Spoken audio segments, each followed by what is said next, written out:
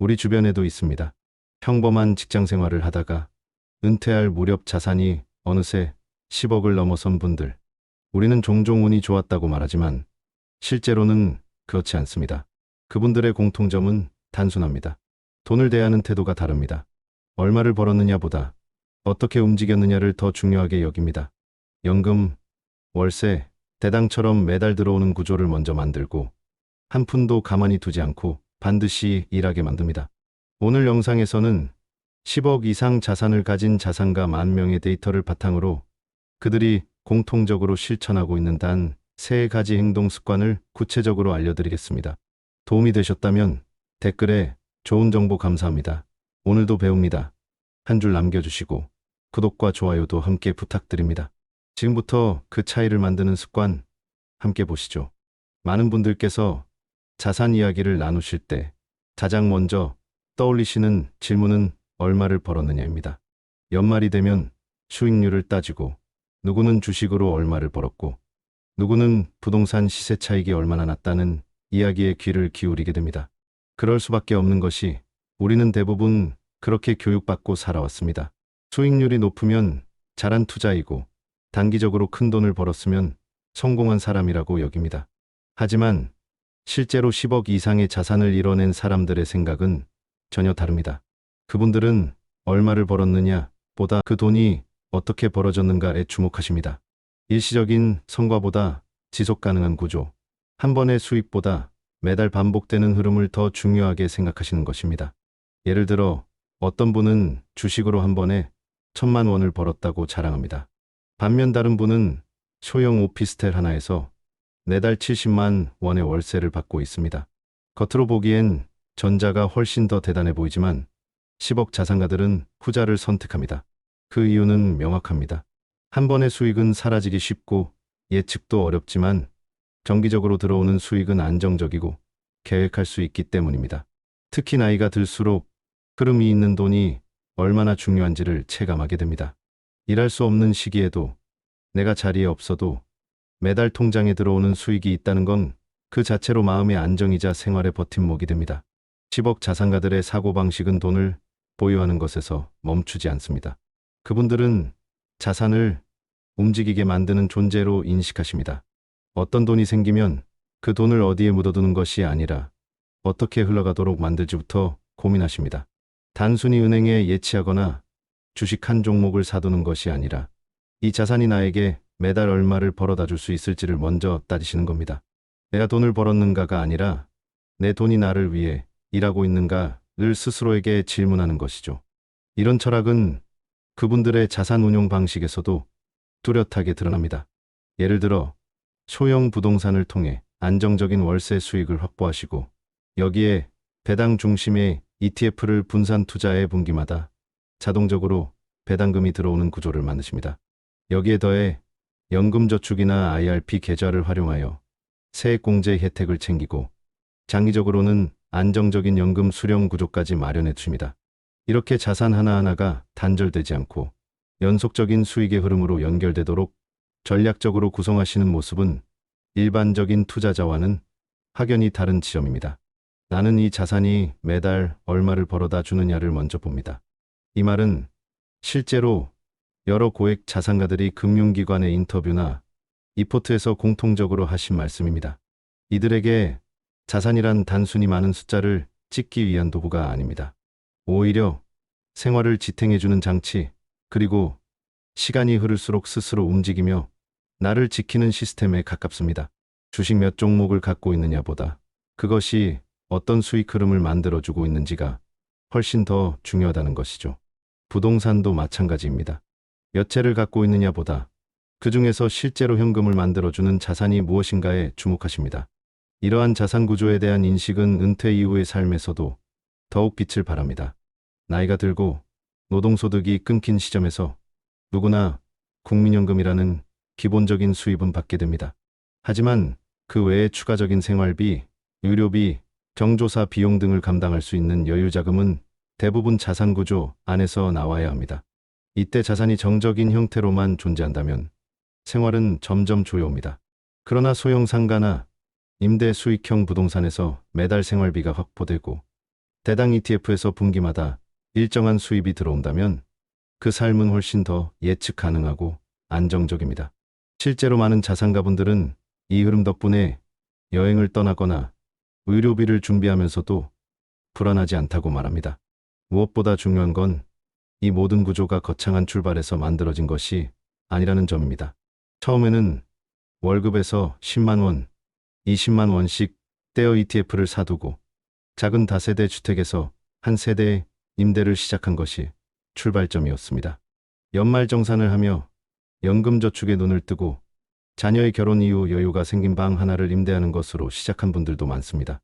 그리고 이 작은 실천들이 반복되며 그분들의 자산은 흐름을 가지게 되었고 흐름은 곧 구조가 되었으며 그 구조는 이제 그분들의 노후를 책임지고 있습니다. 10억 자산가들의 첫 번째 습관은 그리 대단한 것이 아닙니다. 돈을 얼마나 크게 벌었느냐보다 그 돈이 매달 얼마나 꾸준히 안정적으로 자동으로 나를 위해 움직이느냐를 따져보는 것. 바로 이 단순하지만 강력한 기준이야말로 부자의 문턱을 넘게 만든 첫 번째 질문이었습니다. 10억 자산가들의 두 번째 공통점은 단연코 일회성보다 반복성에 가치를 둔다는 점입니다. 여기서 말하는 반복성이란 단순히 지출을 반복하는 습관이 아니라 수입이 끊기지 않고 반복적으로 들어오는 구조, 다시 말해 자동화된 현금 흐름을 의미합니다.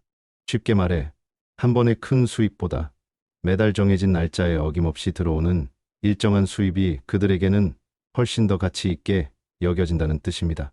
이 반복성은 자산가들에게 단순한 수입원이 아니라 삶의 안정과 예측 가능성 그리고 감정적 평온을 주는 기반이 됩니다.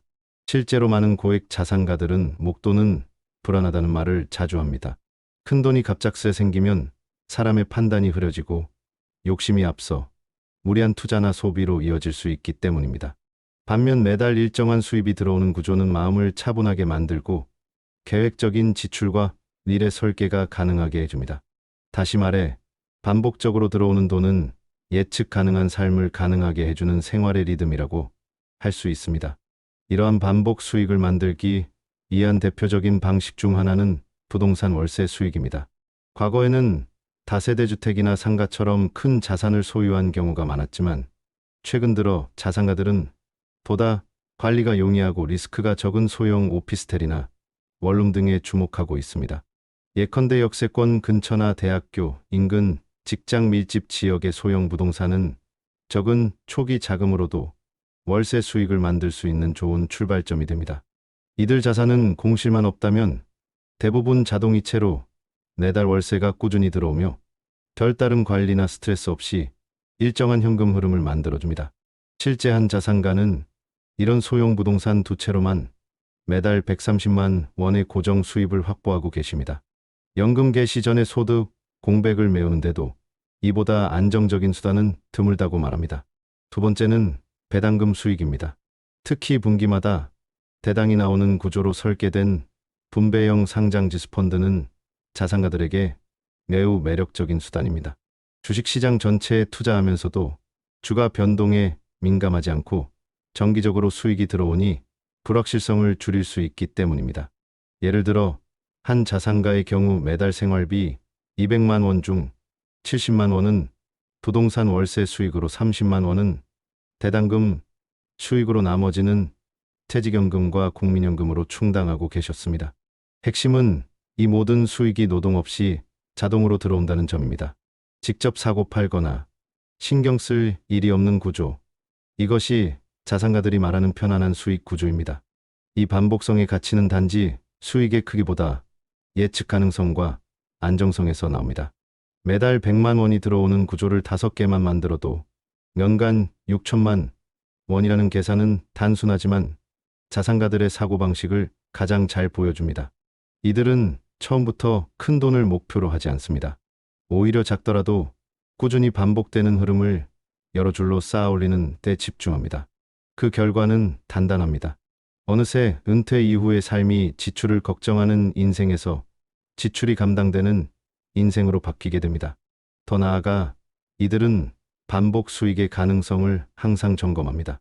단순한 예적금도 무작정 묶어두는 것이 아니라 기간을 분산해 유동성과 수익성을 동시에 확보하려 하고 여유 자금은 단기 채권형 펀드나 머니마켓 펀드로 운용해 수익이 끊기지 않도록 만듭니다. 비상금조차도 단기 금융상품에 넣어 이자라도 나오게끔 움직이게 만들어둡니다. 이처럼 돈이 머무는 시간 자체를 줄이고 일하게 만드는 습관이 몸에 밴 사람들, 그들이 바로 반복성의 힘을 실천하는 자산가들입니다. 이런 구조의 증가는 은퇴 이후에 더욱 선명하게 드러납니다. 의료비나 경조사 손주 용돈이나 가족 행사를 비롯해 예상치 못한 지출은 언제든 발생할 수 있습니다. 그럴 때 가장 큰 위안이 되는 것은 다음 달에도 다시 들어올 확실한 수입입니다. 한 달이 끝나도 또 다른 흐름이 이어지는 구조, 바로 불안보다 확신이 먼저 드는 삶입니다. 이 구조가 있으면 자녀에게 손을 벌릴 일도 줄고 나의 소비가 죄책감이 되지 않으며 삶의 주도권이 자연스럽게 유지됩니다. 중요한 건 이 모든 구조가 거창하거나 복잡한 방식에서 시작된 것이 아니라는 점입니다.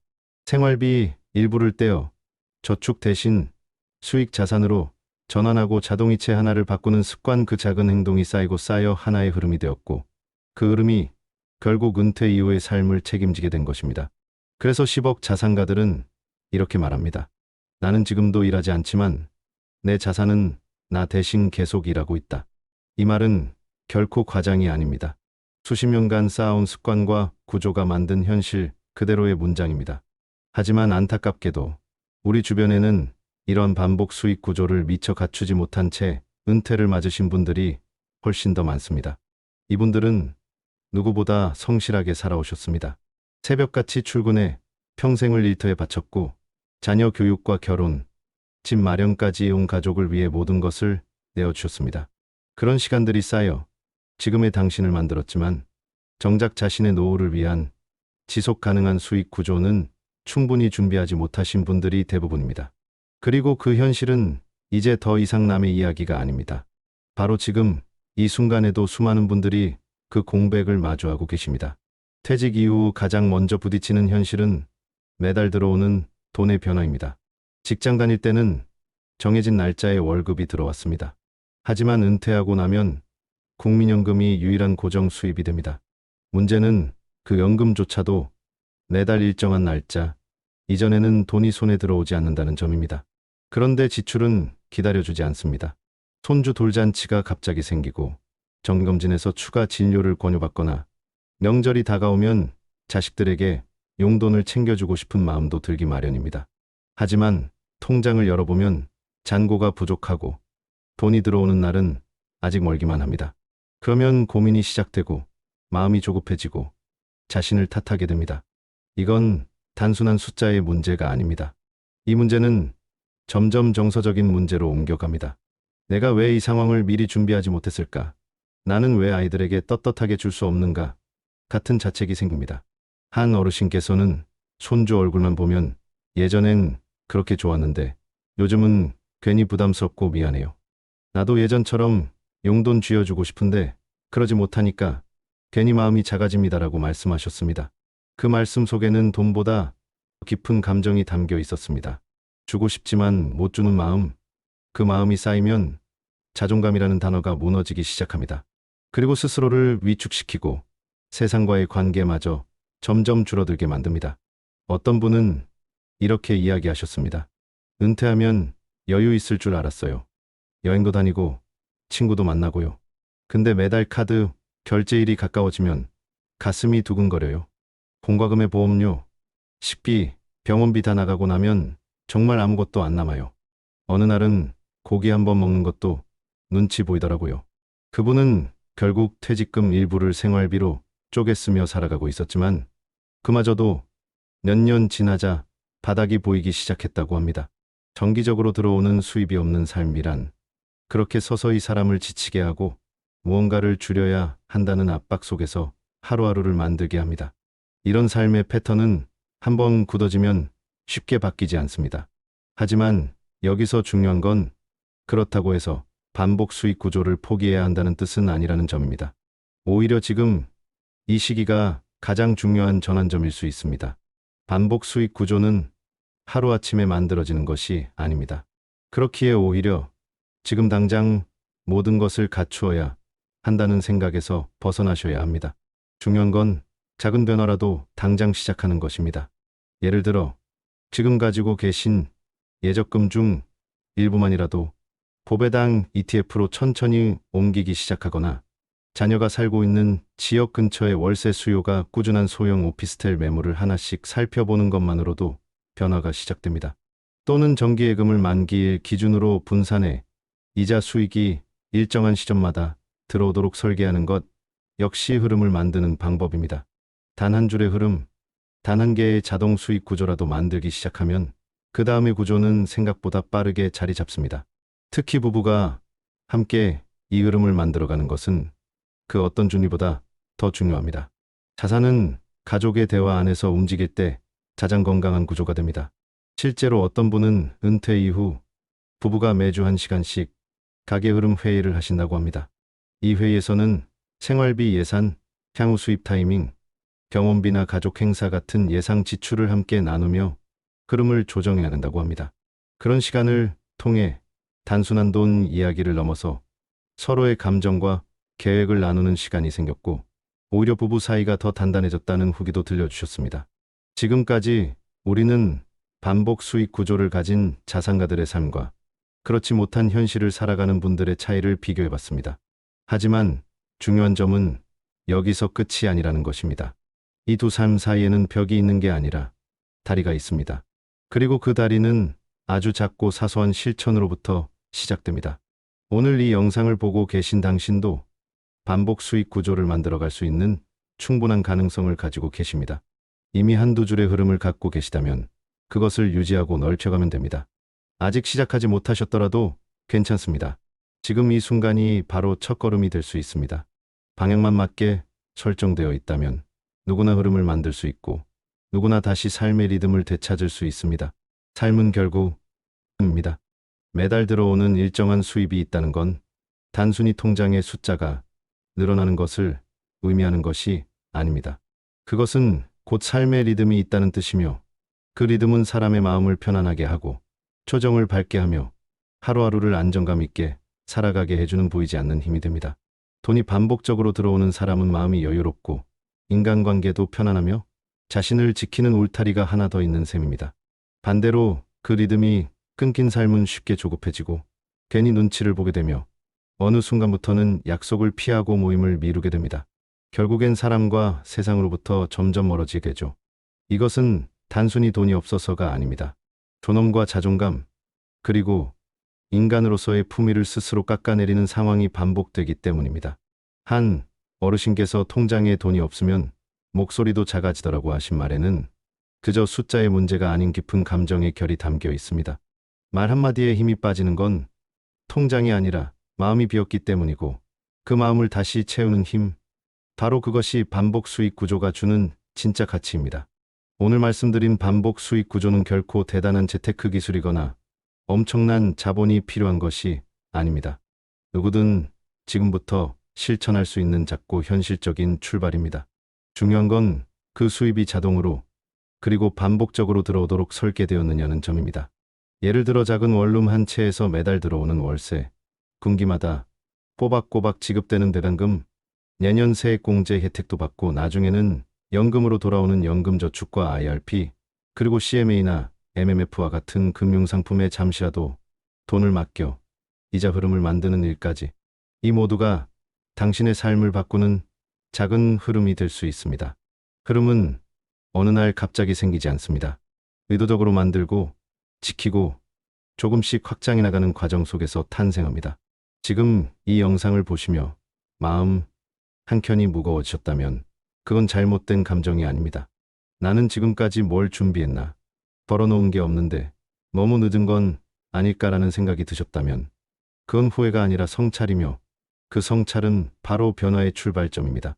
누구든 처음은 불안하고 낯설지만 반복 수익이라는 구조를 하나씩 갖춰가기 시작하면 가장 먼저 마음이 달라지고 그 다음은 표정이 달라지며 결국 관계와 시간, 인생의 리듬 전체가 변화하게 됩니다. 그 리듬이 바로 당신의 삶을 더 오래, 더 깊이, 더 풍요롭게 이끌어줄 힘입니다. 지금 당신이 어떤 상황에 계시든 중요한 건 방향입니다. 수입에 많고 적음보다도 그것이 반복되느냐, 흐르고 있느냐, 자동으로 작동하느냐가 핵심입니다. 다시 말해, 지금 당신의 자산이 당신을 대신해 일하고 있는 구조인지 돌아보는 것이 중요합니다. 통장은 단지 돈을 보관하는 그릇이 아니라 돈의 흐름이 지나가는 관문입니다. 그 안에 머무는 돈이 흘러가며 이자와 수익을 만들고 마침내 당신의 일상과 노후를 지탱하는 실질적 기반이 되도록 설계되어야 합니다. 지금 바로 시작하셔도 늦지 않습니다. 어쩌면 지금이 가장 빠른 출발일지도 모릅니다. 단 하나의 자동이체를 만드는 것부터, 단 한 번의 매물 조사를 해보는 것부터, 단 1만 원의 배당을 받는 것부터라도 괜찮습니다. 그 작은 실천 하나가 생각보다 큰 변화를 일으킬 수 있습니다. 그리고 혼자 준비하지 마십시오. 부부라면 함께 대화하고, 자녀가 있다면 그 흐름을 설명하고 공유해 보시길 바랍니다. 자산 구조는 결국 가족 전체를 지키는 안전망이자 모두가 함께 유지해 가야 할 삶의 기둥입니다. 당신의 자산이 당신을 대신해 일하는 구조, 그 단단한 한 줄기 흐름이 존재한다면 은퇴 이후의 삶은 결코 두렵지 않습니다. 오히려 매일이 예측 가능하고 준비된 축복으로 채워질 수 있습니다. 영상이 도움이 되셨다면 지금 댓글로 당신의 상황을 나눠주세요. 어디까지 준비하셨는지, 어떤 고민을 안고 계신지 함께 나누어주면 비슷한 길을 걷는 누군가에게 큰 위로가 될 수 있고 또 다른 누군가에게는 시작의 용기가 될 수 있습니다. 그리고 저희는 앞으로도 당신께 정말 필요한 은퇴 경제 이야기, 현실적이고 실질적인 정보로 다시 찾아뵙겠습니다. 구독과 좋아요, 알림 설정도 잊지 마시고요. 당신의 노후의 단 하나의 흐름이라도 이 영상으로부터 시작되길 진심으로 응원합니다.